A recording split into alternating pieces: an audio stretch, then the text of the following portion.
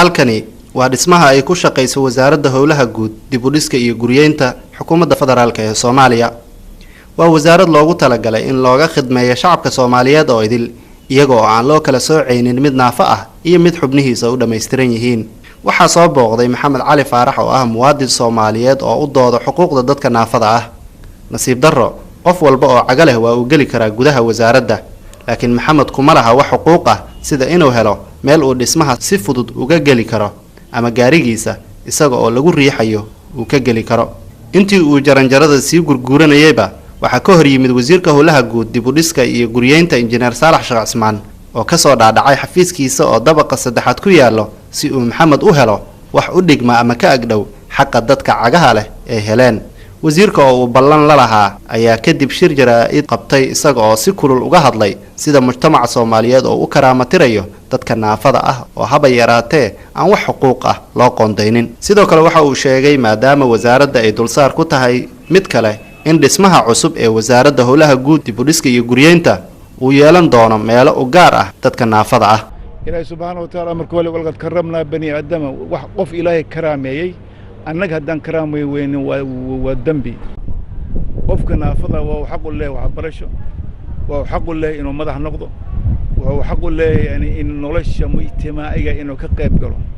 waxaa jiro Geneva Convention 1972 ururada qaramada ay soo saartay u ogolaanay xuquuqda qof kasta oo naafa oo leeyahay, shaqo ahaato, waxbarashada ahaato, in nooc walba mujtamaca ku xisaabsan.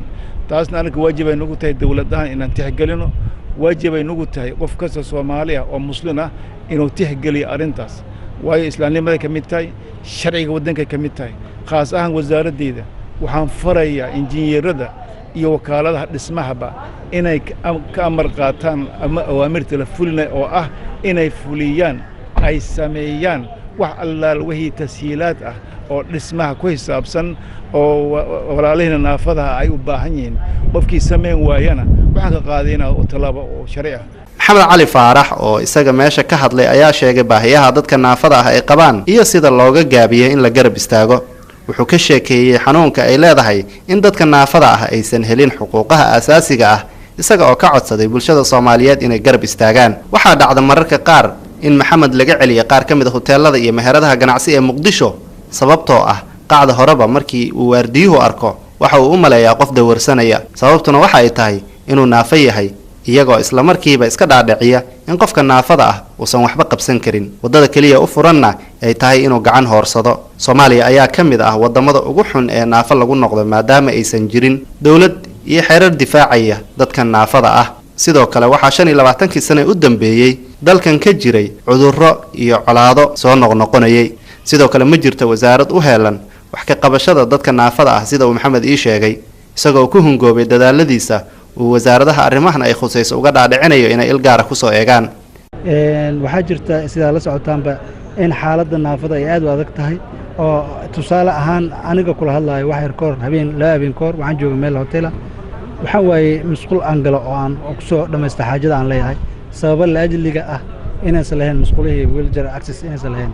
dad badan oo naafa iga liitan way jiraan oo dhibaato saameysay.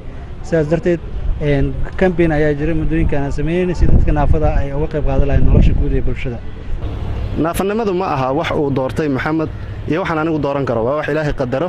Maxamed waa aabe, waa arday, waa xaasle, waa nin shaqaysta, haddana Ilaahay baa naafo ka dhigay. taas macnaheedu ma aha in xuquuqdiisa aasaasiga uu waayo, waana waajib saaran qof walba oo Soomaali ah in loo damqado, loo dhiidhiyo, la garab galo dadka naafada ah sida Maxamed oo kale oo u baahan inay helaan, inay geli karaan, inay ka shaqayn karaan, inay wax walba la wadaagi karaan bulshada. Cabdinuur Maxamed Axmed, Som News, xarunta wasaaradda howlaha guud iyo guriyeynta.